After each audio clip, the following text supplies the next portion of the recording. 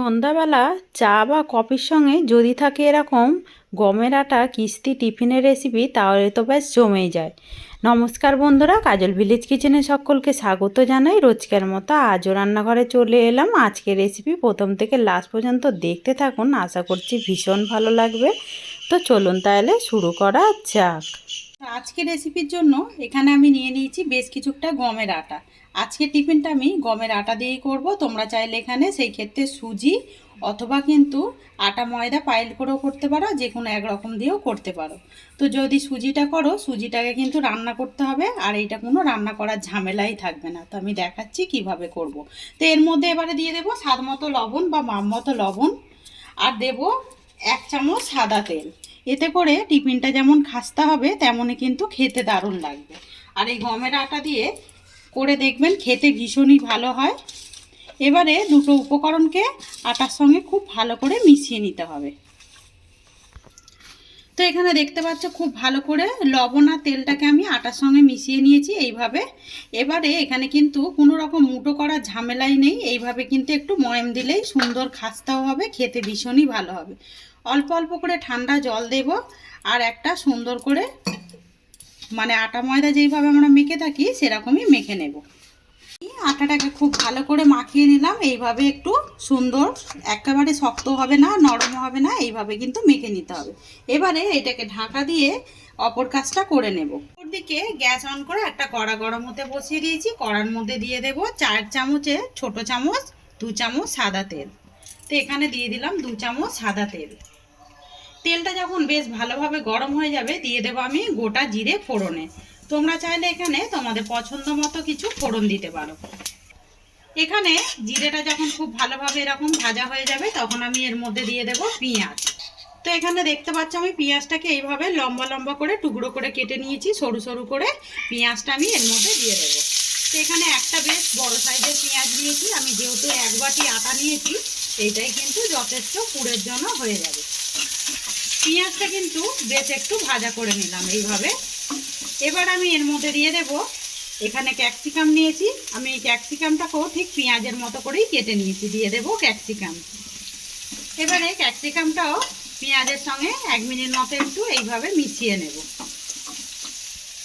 এখানে দেখতে পাচ্ছ ক্যাপসিকামটাও দিয়েও পেঁয়াজের সঙ্গে কিন্তু আমি মিশিয়ে নিয়েছি। এই ফাঁকে দিয়ে দেবো আমি একইভাবে একটা টমেটোকেও লম্বা লম্বা করে এইভাবে পাতলা করে কেটে নিয়েছি। তোমরা কিন্তু তোমাদের পছন্দ মতো এতে সবজি ব্যবহার করতে পারো। এবারে টমেটোটা দিয়েও আমি এর সঙ্গে মিশিয়ে নেব। এখানে টমেটোটা দিয়েও ভালো করে মিশিয়ে নিলাম। এখানে দেব ঝালের জন্য 3টে কাঁচা পাকা লঙ্কা কুচিয়ে নিয়েছি আমি, লঙ্কাটাও এর মধ্যে দিয়ে দেব। সমস্ত লঙ্কাটাই দিয়ে দিলাম। তো এখানে দেখতে পাচ্ছ সমস্ত সবজিগুলো কিন্তু ভালোভাবে নরম হয়ে গেছে। এবারে আমি এখানে একটা গাজর আর একটা আলুকে ছোট গ্রেটারের সাহায্যে গ্রেট করে খুব ভালোভাবে ধুয়ে পরিষ্কার করে রেখেছি, এইটাও এর মধ্যে দিয়ে দেব। তো আমি আগেই বলেছি তোমরা কিন্তু তোমাদের পছন্দ মতো এর মধ্যে সবজি ব্যবহার করতে পারো। এবারে এইটাও দিয়ে এর সঙ্গে মিশিয়ে নেব। আর দেখতে কতটা পুরটা সুন্দর লাগছে দেখুন, খেতে কিন্তু ভীষণই মজাদার হয়। এখানে আলু আর গাজরটা দিয়েও খুব ভালো করে মিশিয়ে নিলাম। আর এই সময় গ্যাসটাকে একটু আস্তে রাখবে, না হলে কিন্তু নিচে থেকে পুড়ে যেতে পারে। দিয়ে দেবো স্বাদ মতো লবণ বা মাপ মতো লবণ। লবণটা আর ঝালটা তোমরা তোমাদের পছন্দ মতো বা মাপ মতোই ব্যবহার করবে।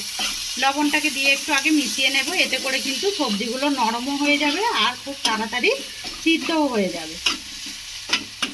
তো এখানে লবণটা খুব ভালো করে দিয়ে মিশিয়ে নিলাম। এবারে একে একে বাড়িতে থাকা কিছু মশলা দিয়ে দেবো। যেমন দিয়ে দেবো সুন্দর রঙের জন্য সামান্য একটু বা মাপ মতো হলুদ গুঁড়ো। এবারে দেবো একটু টেস্টের জন্য এখানে জিরে গুঁড়ো। এবার আমি এখানে দিয়ে দেব ম্যাগি মশলা। তো তোমাদের কাছে যদি চাট মশলা থাকে তাও দিতে পারো, আর অথবা এখানে সবজি মশলাও কিন্তু দিতে পারো। আমি এখানে ম্যাগি মশলা দিয়ে দিলাম, এতে করে টেস্টটাও কিন্তু দারুণ আসবে। আর কোনো মশলা দেবার এখানে দরকার নেই। তোমরা চাইলে লঙ্কা গুঁড়ো ব্যবহার করতে পারো। আমি যেহেতু এর মধ্যে কাঁচা লঙ্কা দিয়েছি, আর কোনো রকম আমি মশলা এর মধ্যে দেব না।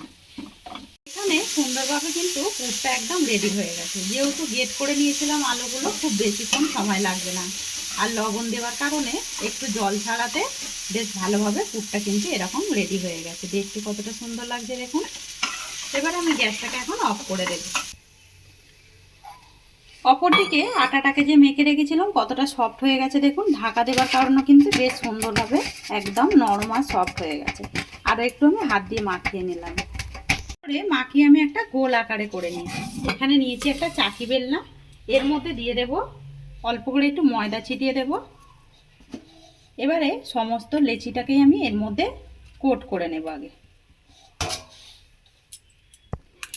এইটাকে এবারে চাকি বেলনার সাহায্যে একটা সুন্দর করে বড় করে রুটির মতো করে আগে বেলে নেব। দেখতে পাচ্ছ বেশ বড় করে কিন্তু আমি রুটির মতো করে বেলে নিয়েছি। এইভাবে একটু পাতলা করেই বেলে নিতে হবে। এবার আমি একদম কিন্তু পাতলাও না আবার মোটাও না, আঙুলটা কিন্তু পেছন দিক থেকে দেখা যাচ্ছে, এইভাবেই মানে বেলে নিতে হবে। এবার আমি এটাকে একটা ছুরি নিয়ে নেব। ছুরি দিয়ে যেহেতু বড় করে করেছি এটা এবারে তাহলে কাটতে কিন্তু সুবিধা হবে।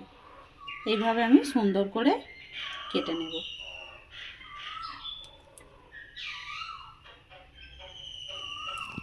সুন্দর করে চারিদিকটা এইভাবে আমি কেটে নিয়েছি।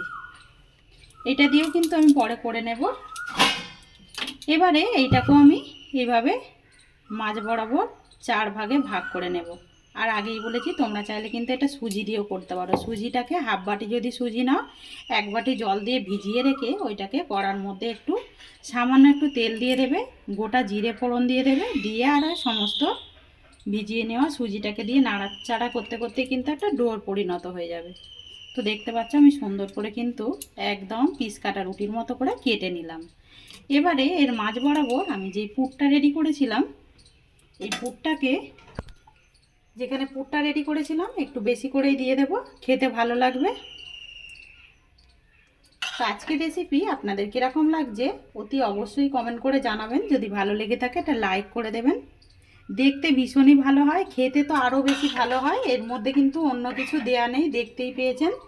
আর যেহেতু গমের আটা খেলে ভালোই লাগবে। সমস্তার মধ্যেই দিয়ে দেব সুন্দর করে পুর।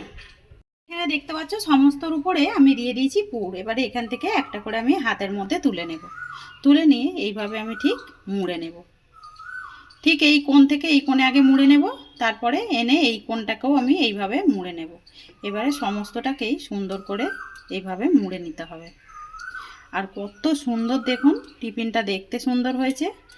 আগেই বলেছি খেতে কিন্তু আরও বেশি দারুণ হয়। সিঙ্গারা কচুরি অনেকেই তো খেয়েছেন, একবার এইভাবে কিন্তু খেয়ে দেখবেন। এটাকে আমি সুন্দর করে এভাবে মুড়ে নিয়েছি। একদম একটা টিফিন কিন্তু এদিকে রেডি হয়ে গেছে। সমস্তগুলোকে আমি এইভাবে আগে রেডি করে নেব।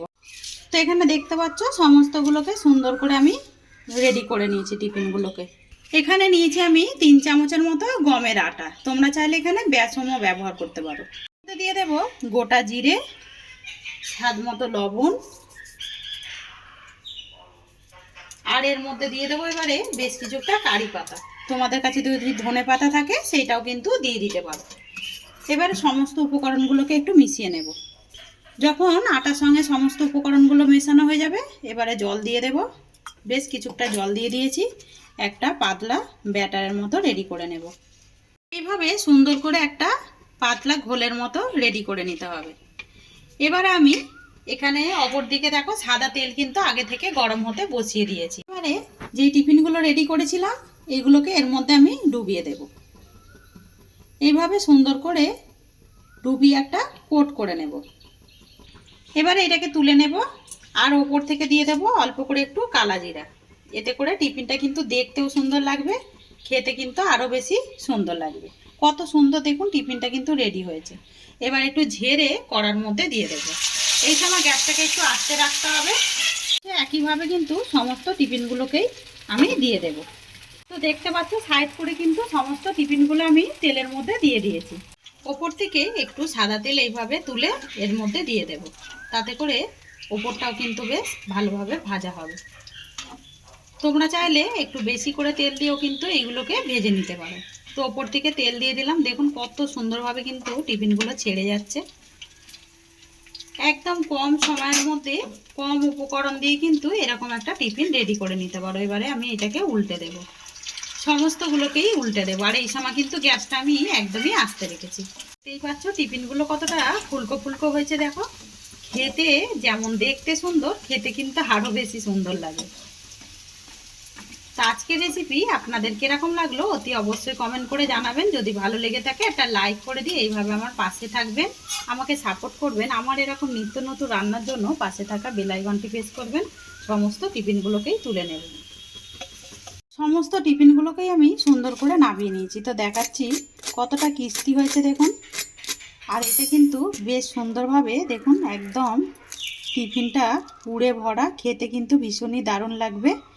তো আজকের টিফিনের রেসিপি আপনাদের কীরকম লাগলো আগেই বলেছি, ভালো লাগলে একটা লাইক করে দেবেন। এইভাবে আমার পাশে থাকবেন, আমাকে সাপোর্ট করবেন। আমার এরকম নিত্য নতুন রান্নার জন্য পাশে থাকা বেল আইকনটি প্রেস করবেন।